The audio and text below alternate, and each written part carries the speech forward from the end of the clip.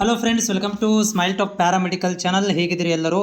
ನೋಡಿ, ನಮ್ಮ ಕರ್ನಾಟಕ ಎಕ್ಸಾಮಿನೇಷನ್ ಅಥಾರಿಟಿಯವರು ಭಾಳಷ್ಟು ಅಪ್ಡೇಟ್ಗಳನ್ನು ಮಾಡ್ತಾ ಇರುವಂಥದ್ದು. ಈ ಮಧ್ಯದಲ್ಲಿ ನಮ್ಮ ಚಾನಲ್ ಕೂಡ ತುಂಬ ಆ್ಯಕ್ಟಿವೇಟ್ ಆಗಿದೆ. ನಿಮ್ಮಗಳಿಗೆ ಪ್ರತಿ ಸ್ಟೆಪ್ಪಲ್ಲೂ ಕೂಡ ಒಂದಷ್ಟು ಮಾಹಿತಿಗಳನ್ನು ಅತಿ ಬೇಗನೆ ಮಾಹಿತಿಗಳನ್ನು ಒದಗಿಸಲಿಕ್ಕೆ ಮತ್ತು ಜೆನ್ಯೂನ್ ಇನ್ಫಾರ್ಮೇಷನ್ಸ್ಗಳನ್ನು as per the official website ಪ್ರಕಾರ ಪ್ರಯತ್ನವನ್ನು ಕೂಡ ಮಾಡ್ತಾ ಇದೆ.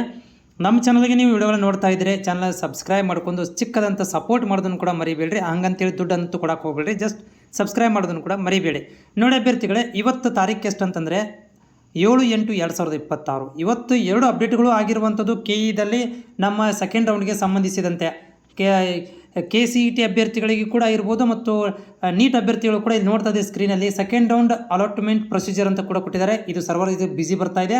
ಆಮೇಲೆ ಅದೇ ರೀತಿಯಾಗಿ ಸ್ಕೆಡ್ಯೂಲನ್ನು ಕೂಡ ಅಪ್ಡೇಟ್ ಮಾಡ್ತಾ ಇದ್ದಾರೆ, ಅದು ಕೂಡ ಬಿಸಿ ಬರ್ತಾ ಇದೆ. ಬಟ್ ಇದು ಹೋಗ್ತಾ ಅಪ್ಡೇಟ್ ಆಗುತ್ತೆ. ಇದರಿಂದ ನಮ್ಗೆ ಏನು ಅರ್ಥ ಆಗ್ತಾ ಇದೆ ಅಂತಂದರೆ, ನಾನು ಎಕ್ಸೆಪ್ಟೇಷನ್ ಮಾಡಿದ್ದೆ 10ನೇ ತಾರೀಕಿನ ತನಕನೂ 10ನೇ ತಾರೀಕಿನ ನಂತರ ನಿಮಗೆ ಸೆಕೆಂಡ್ ರೌಂಡದ್ದು ಆಪ್ಷನ್ ಎಂಟ್ರಿ ಸ್ಟಾರ್ಟ್ ಆಗುತ್ತೆ ಅಂತೇಳಿ. ಬಟ್ ಇವರು 7ನೇ ತಾರೀಕಿಗೆ ಅಪ್ಡೇಟ್ ಮಾಡ್ತಾ ಇದ್ದಾರೆ ಅಂತಂದರೆ ತುಂಬ ಸಂತೋಷದ ವಿಷಯ. ಯಾಕಂದರೆ ನಾವು ಈಗಾಗಲೇ ಸೆಕೆಂಡ್ ರೌಂಡ್ ಸಲುವಾಗಿ ಕಾಯ್ತಾ ಇದ್ದೀವಿ.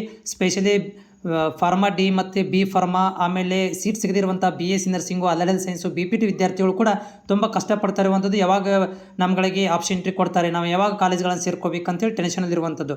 ಅದಕ್ಕೆ ಒಂದು ಗೆರೆಯನ್ನು ಕೊಟ್ಟಿರುವಂಥದ್ದು KE-ದವರು. ಇಲ್ಲಿ ನೋಡ್ತಾ ಇದ್ದೀವಿ, ಇನ್ನೂ ಅಪ್ಡೇಟ್ ಆಗಿಲ್ಲ ಇದು, ಬಟ್ ಅಪ್ಡೇಟ್ ಆಗ್ತಾ ಇದೆ. ಯಾಕಂದರೆ ನಾನು ಬೇಗನೆ ನಿಮ್ಮಗಳಿಗೆ ಮಾಹಿತಿ ತಲುಪಿಸ್ತಾ ಇದ್ದೀನಿ, ಹೀಗಾಗಿ ಇದು ಇನ್ನೂ ಅಪ್ಡೇಟ್ ಆಗಬೇಕಾಗಿದೆ.